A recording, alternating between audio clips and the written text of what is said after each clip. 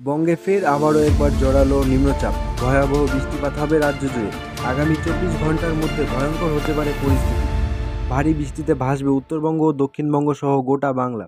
ঠিক কী কারণে এই বৃষ্টি, কোথায় কোথায় রয়েছে বৃষ্টির সম্ভাবনা, কোথায় ভারী বৃষ্টি আর কোথায় হালকা বৃষ্টির সতর্কতা, আবহাওয়া দপ্তরের পূর্বানুমানে কী বলা হয়েছে, সব কিছু নিয়ে আলোচনা করব আজকের এই ভিডিওতে।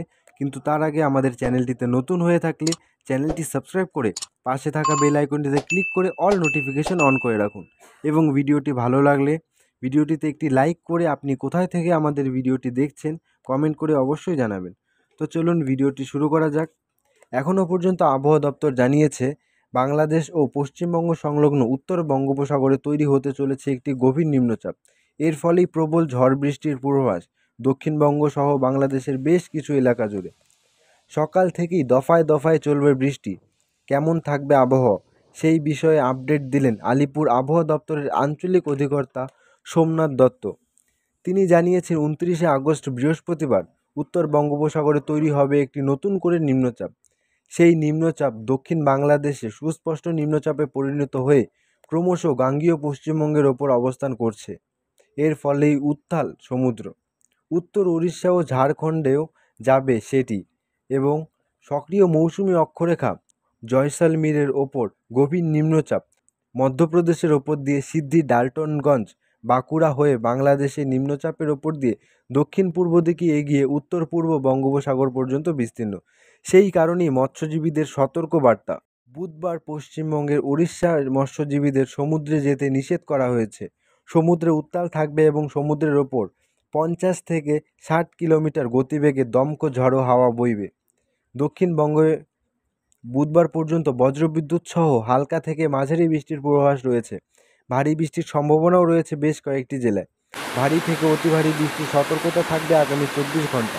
আগামীকাল সকাল পর্যন্ত ভারী বৃষ্টির সতর্কতা থাকবে দক্ষিণবঙ্গ সহ বাংলাদেশের বেশ কয়েকটি জেলায়। দক্ষিণবঙ্গে ভারী বৃষ্টির সম্ভাবনা রয়েছে কলকাতা, চন্দননগর, আরামবাগ, বর্ধমান, বাঁকুড়া, শান্তিপুর, দুর্গাপুর, কাটোয়া, সিউড়ি, হাওড়া, হাবড়া, উত্তর 24 পরগনা সহ দক্ষিণ 24 পরগনা, পূর্ব মেদিনীপুর, পশ্চিম মেদিনীপুর, ঝাড়গ্রাম, পুরুলিয়া, মুর্শিদাবাদ ইত্যাদি জেলায়। তার পাশাপাশি যদি আমরা উত্তরবঙ্গের দিকে দেখি, উত্তরবঙ্গের পার্বত্য এলাকায় হালকা থেকে মাঝারি বৃষ্টির সম্ভাবনা রয়েছে। উত্তর দিনাজপুর, দক্ষিণ দিনাজপুর, মালদা, জলপাইগুড়ি, আলিপুরদুয়ার, কোচবিহার এবং দার্জিলিংয়ের কিছু অংশে হালকা থেকে মাঝারি বৃষ্টির সম্ভাবনা রয়েছে, এমনটাই জানালেন আবহাওয়া দপ্তর। এবং এর পাশাপাশি ভারী বৃষ্টির সম্ভাবনা রয়েছে প্রায় গোটা বাংলাদেশ জুড়ে।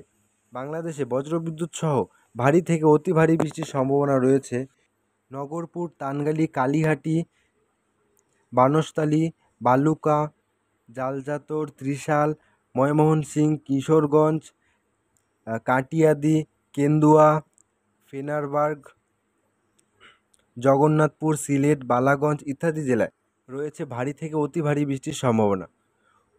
এরই পাশাপাশি 29 তারিখ বৃহস্পতিবার সকাল পর্যন্ত হালকা থেকে মাঝারি বৃষ্টির সম্ভাবনা রয়েছে প্রায় গোটা বাংলাদেশ জুড়ে। হালকা বৃষ্টির সম্ভাবনা রয়েছে খুলনা, বারিশাল, কালাপাড়া, চুমিলা, ঢাকা, ফরিদপুর, পাবনা, রংপুর, গোড়াঘাট, দিনাজপুর, বগুড়া, মতিরহাট, সেনবার্গ ইত্যাদি জেলায়। এবং বেলা বাড়ার পাশাপাশি বৃষ্টির পরিমাণ কিছুটা হলেও কমতে পারে বলেই জানিয়েছে আবহাওয়া দপ্তর। আজকের জন্য এতটুকুই। খুব তাড়াতাড়ি দেখা হচ্ছে একটি নতুন ভিডিও নিয়ে। ভিডিওটি শেষ পর্যন্ত দেখার জন্য ধন্যবাদ।